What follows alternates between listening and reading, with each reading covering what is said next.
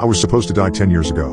Little did I know a serial killer was going to save my life. When I was 13 and an idiot, like most 13-year-olds are, I spent a lot of time on a now-defunct app called Chatterbox.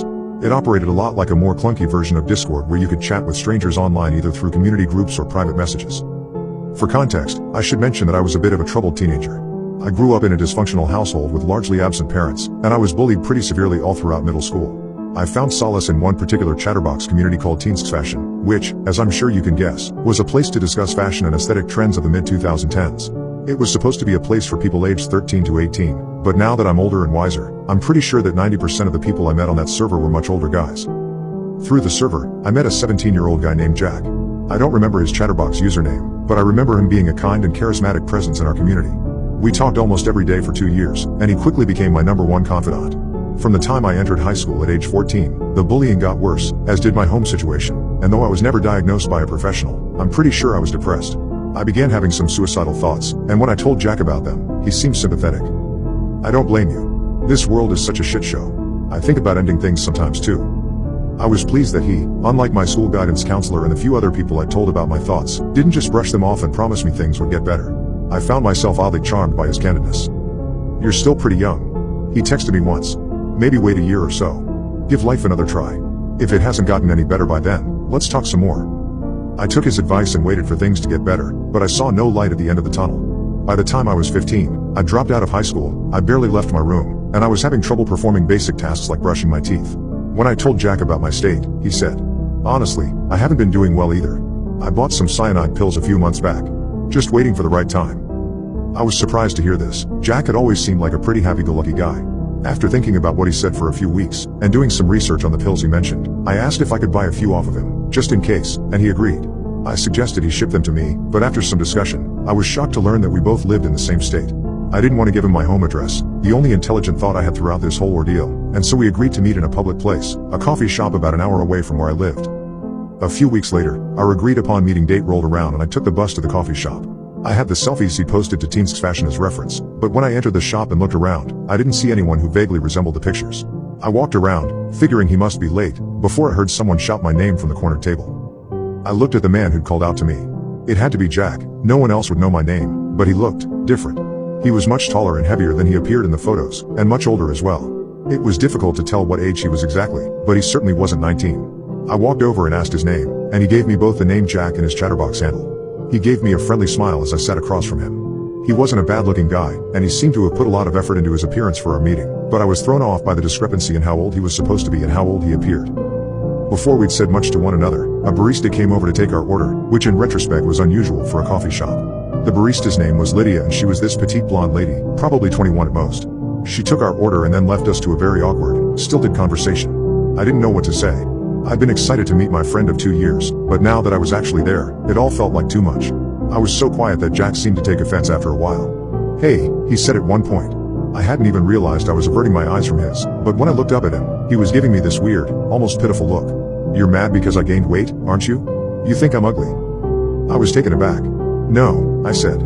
"I don't think you're ugly at all." He seemed genuinely upset.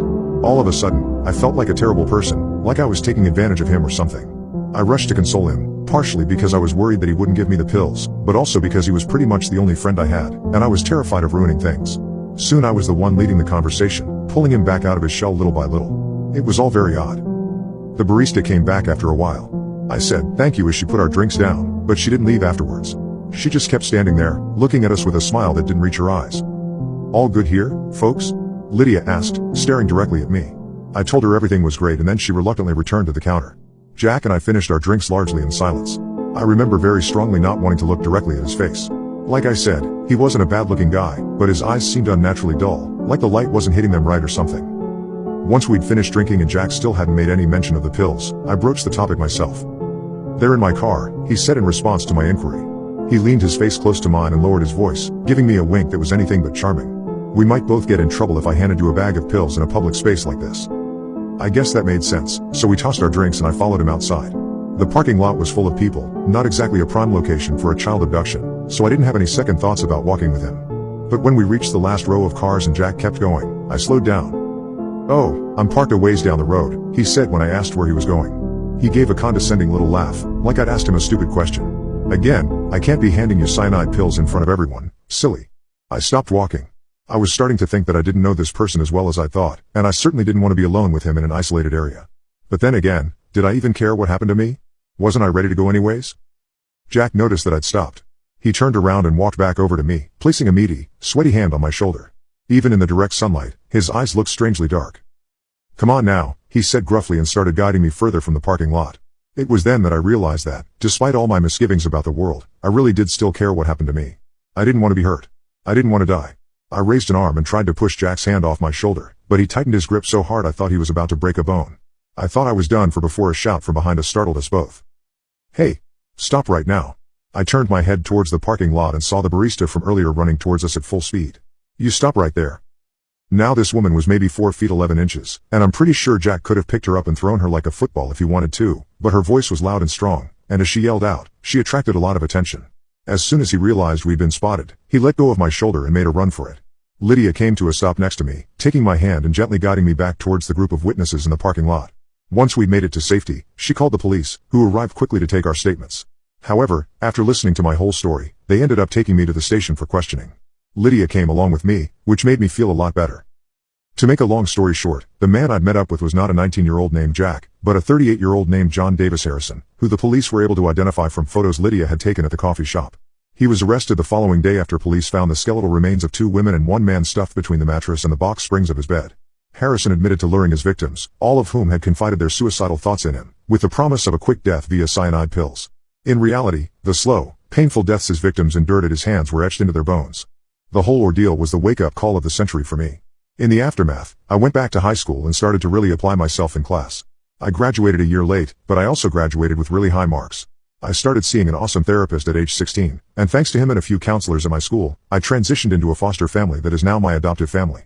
I actually enjoy living these days, and despite the title of this post, I have not a murderer but one brave barista to thank for my life now. We still keep in touch, and I'm happy to report that she's doing well too. Thanks, Lydia, for looking out for a clueless kid who didn't know what they were getting themselves into.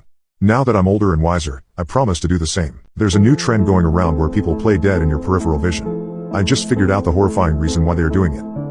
I first saw it happen at work.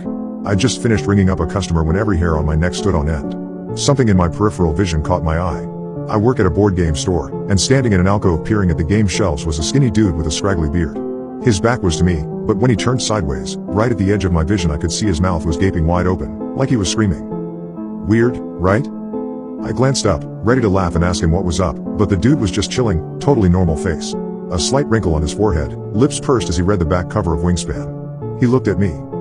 "Yo, I keep hearing about this. Is it any good?" "Slightly overrated in my opinion," I replied. "But many people do seem to enjoy it. I'm trying to find a game my girlfriend might play. She's not really into board games, and doesn't like competitive stuff. You have any good co-op games? Might I suggest a roll and write? Technically competitive, but you can't attack or interact with other players and mostly do your own thing on your board. They're also very beginner-friendly." I turned to grab one of the reserved ones from behind the counter, and as I turned back around I nearly jumped out of my skin, because the man had approached so he was directly in front of the counter, and his mouth was wide open in a scream. Eyes wide. Like he was a zombie about to bite me. But it must have been my imagination because as soon as I looked at him straight on, he just looked back at me, mouth quirked. "You all right there, my dude?" he asked. Cartographers is our top-selling roll and write," I stammered, recovering myself. But every time I took my eyes away from his face, in my periphery, he seemed to be like one of the undead, a corpse with a gaping mouth. I decided to ignore his behavior in the hope that he'd stop. He placed an order for cartographers, and I told him I'd give him a call when his copy came in. As I took down his details, much to my annoyance he did not stop, but continued to stand in my periphery silently screaming. The next week, when I went in for a haircut, the guy sitting a couple of chairs over was also playing dead. He appeared to be slumped in the barber chair, head lolled to one side, blue eyes wide and unseeing. But the stylist kept flitting around him, scissors snipping, and when I turned to look at him directly, he was no longer playing dead, but instead speaking to the stylist, one hand gesturing from under the cape. Yet when I looked away a moment later, gone were his gestures. I could hear his voice, but he appeared to be lying motionless in his chair in the corner of my eye. A corpse. When my haircut was finished and I looked over again, he was gone from the chair. This just kept happening. Honestly, I thought it must be some sort of online fad, with people randomly pretending to be dead. The internet has spawned stranger pranks. I don't have much of an online presence and don't keep up with popular memes or TikTok trends, and in my head, it made sense. It remained a relatively rare occurrence for me, and mostly happened in large crowds, for example, the airport. That was where I finally figured out the cause. I was on my way to visit family, going through airport security. A little farther behind me in line stood a young couple who were pretending to be corpses whenever I stopped looking at them. It was annoying, and I kept turning my head quickly, hoping to catch them in the act, but they were always behaving normally the moment I looked directly at them. And of course, what should have tipped me off is that no one else in the line was reacting to their behavior. Only I could see it. But at that point I was still acting under the assumption that everyone else was in on some new TikTok prank, and I wasn't. I'm 42 and definitely give how do you do, fellow kids vibes by today's social media standards. So anyway, I put my belongings on the conveyor belt, and the couple in my periphery were now 100% normal. Finally, I thought, they stopped pretending. But the moment I collected my stuff and turned around, I nearly shrieked because both of them loomed next to me, standing slouched, faces contorted into death masks. You can't see sharp details in your periphery, but you can catch when someone is making a terrible dead face. But when I looked at them head on to tell them to cut that shit out, they were both normal, staring at me like I was the weird one. The woman actually hid behind her partner. That's when I realized two things. One, that I was the source of the weirdness, and two, that more specifically the source was in my stuff. I felt around in my pockets, my fingers closed on cold metal, and that's when it all clicked for me. I found my father's pocket watch. Now, a little background on this watch. Dad gave it to me the day before he died.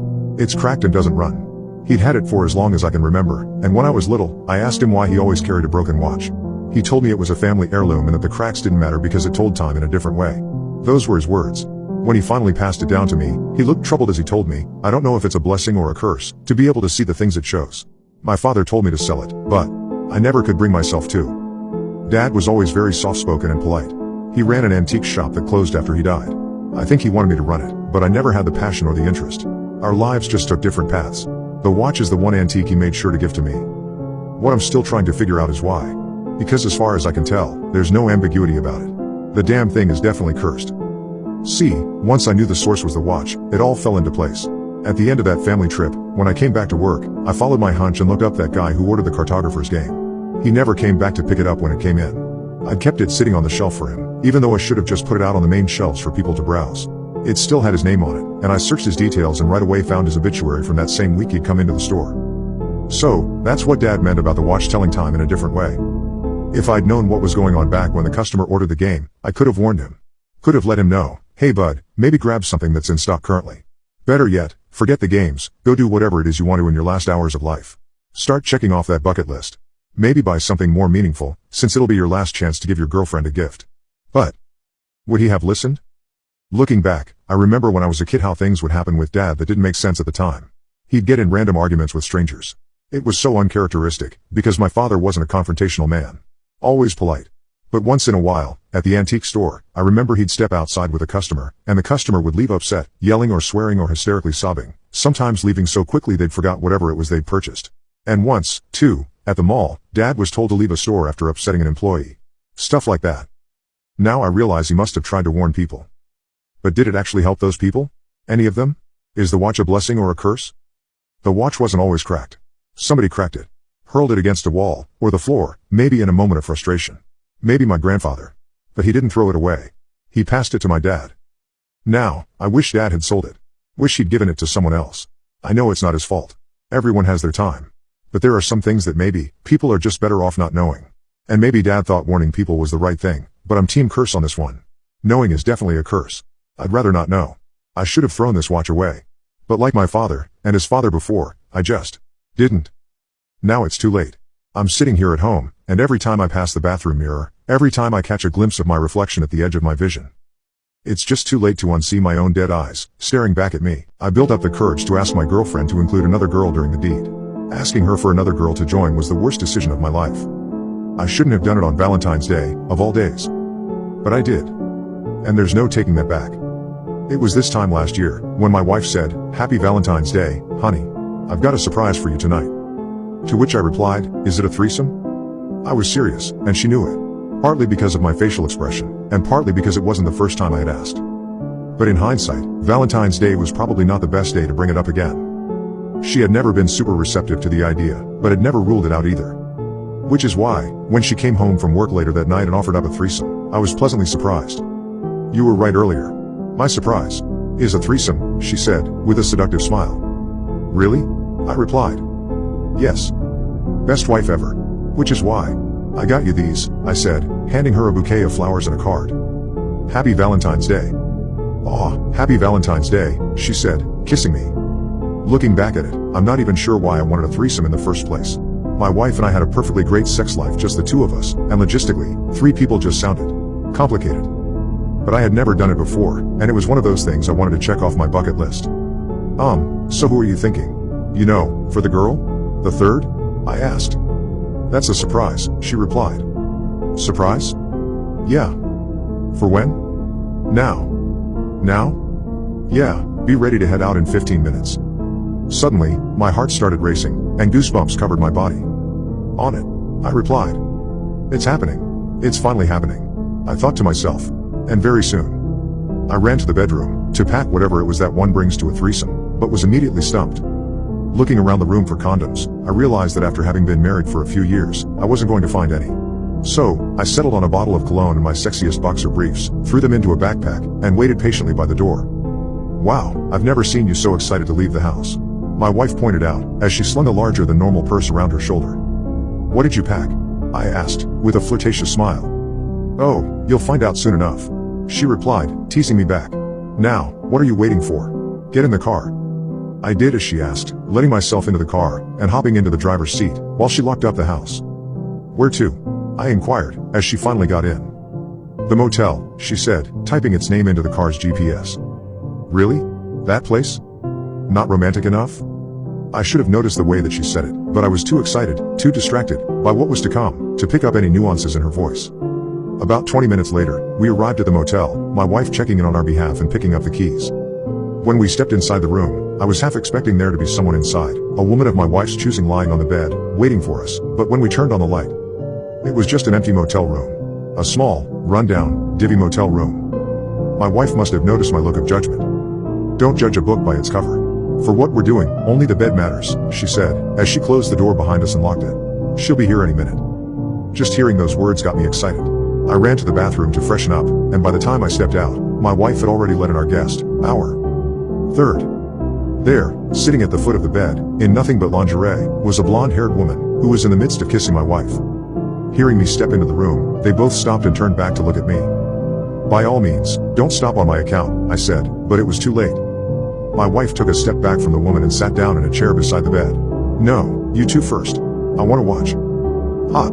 I thought to myself, while at the same time shitting a brick, nervous that after fantasizing about this moment for years, I wouldn't be able to perform. The woman took me by the hand and guided me to the bed, where she rolled me onto my back, hopped up on top of me, and began to kiss me. It was around this time that I sensed that my wife was moving around the room behind us, but I was much too turned on, and much too distracted by what was happening, to think too much of it. Then, I caught a whiff of something. What is that? I wondered.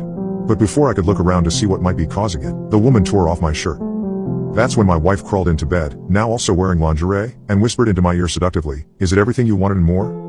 "We've barely even started," I whispered back flirtatiously, before hearing 3 clicking sounds. Click. Click. Click. "Tell me about it," she said with a smile, before I noticed that she was wearing something around her wrist. Something larger, and heavier than a bracelet. They were handcuffs, latched from each of her wrists onto that of the woman's, and that of mine. Kinky. I thought to myself, as I went to reach out for my wife, but heard another sound. Clack. It was the sound of metal hitting wood.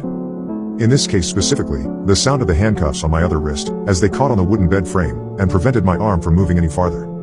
Even kinkier. I thought to myself. But then I noticed something. A look of concern in the blonde woman's eyes, a look of fear. As she surveyed the room, and began to scream. I followed her gaze to the floor, where I saw what looked like an empty gasoline can, and a trail of gas. And then, my wife dropped something. A match. And the trail of gasoline went up in flames. "What the fuck are you doing?" I screamed at her, attempting to hop out of bed. Clack. Until my handcuffs caught on the bed frame again. "You wanted a threesome, here's your threesome," my wife called out, her face turning from flirtatious to ominous. A steamy, hot, scalding threesome. "Honey, let us go," I yelled. "I can't do that," she muttered. Meanwhile, our third continued to scream. "Let me go." "Why not?" I replied to my wife. "Because you wanted this." "Honey, where are the keys to the handcuffs?" That's when she held out her hand and showed me all 3 keys, before tossing them over her shoulder, far beyond anyone's reach. "Why did you do that? What is wrong with you?" "Because my husband wasn't satisfied. Satisfied with me. Satisfied with us." Around that time, the fire began to spread to the bed, and the blonde woman attempted to run away, but, with her wrist latched onto my wife, who was latched onto me, she was only able to make it a few feet away from the bed. And then, I began to feel a burning sensation, which grew hotter. And hotter. And hotter. All three of us, even my wife, began screaming and crying at the top of our lungs, as the flames had begun overtaking the bed, smoke filled the room, and we all began coughing. It was in that moment that I saw my life flash before my eyes, and resolved to die in that motel room that night, handcuffed to my wife, and a woman I didn't know. Until suddenly, motel workers came bursting in through the door with fire extinguishers, and quenched the flames that were enveloping us. But by the time they saved us, the damage was already done, our skin seared by the flames, each of us writhing in pain. I must have blacked out at that point, but when I awoke, I found myself in the hospital, bandages covering the entirety of my body, in an indescribable amount of pain. I never spoke to my wife, or the poor woman she had hired to participate in the targeted attack, again, directly anyways. A year later, with Valentine's Day just a few days away, I'm lucky to be alive. But I'm still left wondering, what was my wife's surprise after all? All I know is, if I ever love again, it's safe to say that on Valentine's Day, I'm never gonna ask for that again. My entire family is doing their chores without me asking. I'm pretty sure whoever they are aren't my family. My husband was first. When I came home from work, I found my husband in the kitchen, dish rag in hand, wiping down the counters. "Hi, babe," he said, giving me a kiss. I pegged him last night, so I just assumed it had something to do with repaying me. Anyways, he went right back to wiping. Look, I love my family. They're wonderful. But 99% of the time, when I get home from work, the kids are on the TV and my husband is on his iPad. "Thanks for cleaning," I said uneasily. And then that little thought wormed its way into my head. He's cleaning because he expects something in return. Well, that was fine by me. I was tired, but I'd happily trade sexy times for a clean kitchen. But things got weirder when I walked into the living room. My two kids weren't parked in front of the TV, watching YouTube videos of toys being unboxed and cars crashing violently. Layla was putting her stuffies in a toy bin, and Ben was actually doing his homework. I stood there in shock, staring at them. "Hi, Mommy," Layla said, with a big smile. "Did you have a good day?" No. My daughter, who's usually using the sofa as a jungle gym and scribbling on the walls. She was asking me if I had a good day. It was fine. Why is it so clean in here? Did Daddy take you out to the park for the day? She shook her head. "We've been drawing and stuff." She reached over to the pile of paper and pulled out a drawing. It depicted, in crude stick figures, me holding her hand. "I drew this for you, Mommy." I grabbed the drawing. It said, "I love you, Mommy," with a smiley face across the top. "Thanks. That's very sweet of you, Layla." Things only got weirder from there. Dinner time is always a fight. My kids are picky as hell and someone always spits out food at some point. But Layla and Ben ate their dinners like two normal kids, without complaint. And then after, my husband started doing the dishes. Without being asked. Cue Twilight Zone music. This was getting too weird. Had they joined a cult? Watched some YouTube video about kindness and discipline? Was it another fake social media holiday like Daughter's Day or Son's Day, but honoring mothers? Or, was it just a good day? Occasionally, my kids were this well behaved. It was just the confluence of their behavior, and my husband's, that was super strange.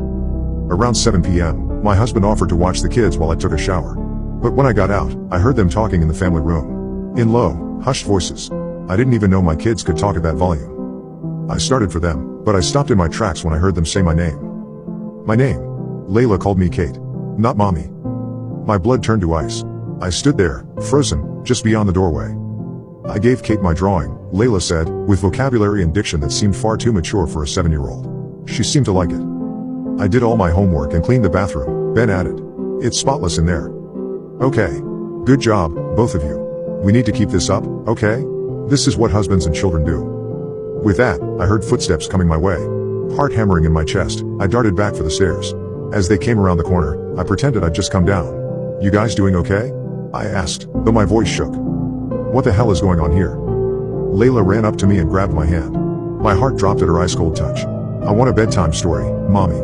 She sing-songed, her voice a completely different intonation than before. "I want a bedtime story too." I glanced up at my husband. He shot me a warm smile. Could you put them to bed tonight?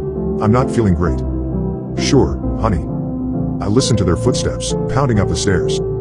Then I got the fuck out of there. I ran out to the car. Sat there for a moment, my entire body shaking. Where are my babies? Suddenly my heart ached for Layla's tantrums. For Ben's ear-splitting shrieks as he played Minecraft. For the messes and spills and chaos. Tears running down my cheeks, I started the car and began to back out of the driveway. Beep, beep, beep. The rear collision alert. I stomped on the brakes and glanced in the rearview mirror. No. My husband, Layla, and Ben were standing motionless in the darkness, blocking my way out. They were no longer smiling. Their faces were set in stone as they stared me down, scowling at me in the mirror. And their eyes. Oh God, their eyes. They were pure black. Instinct shut in. I flipped the car into drive and pulled over the grass. Then I peeled out of the neighborhood. It's been an hour now. I called the police, but they don't believe me.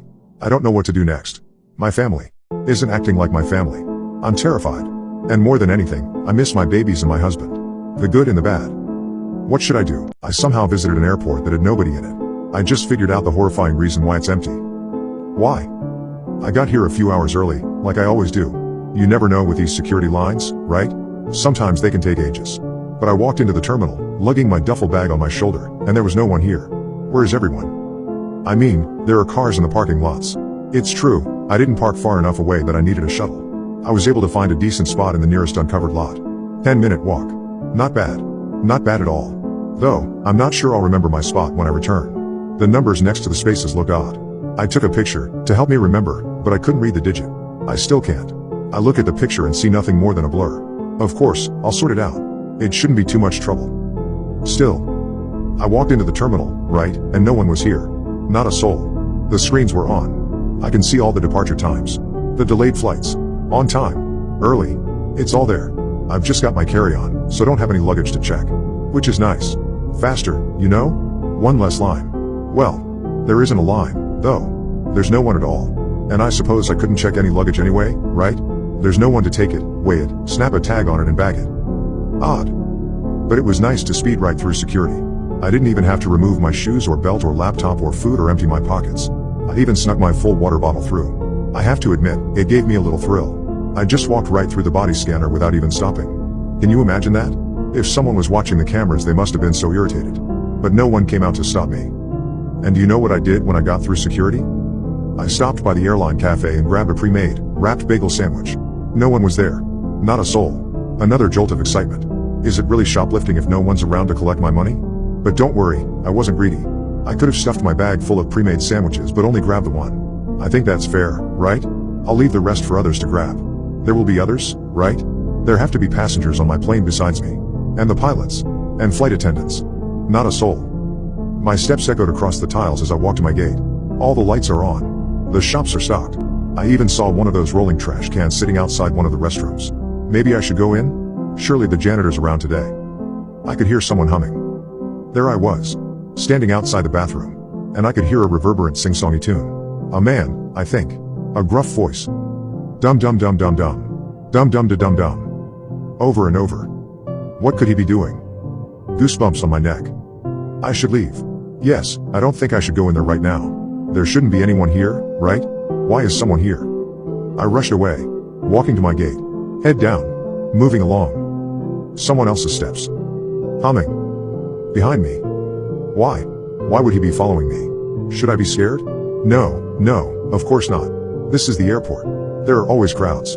He's just going to his gate and it happens to be in the same direction as mine. Even so, it made me nervous. I stopped, turned around, saw him. And he was just a regular looking man.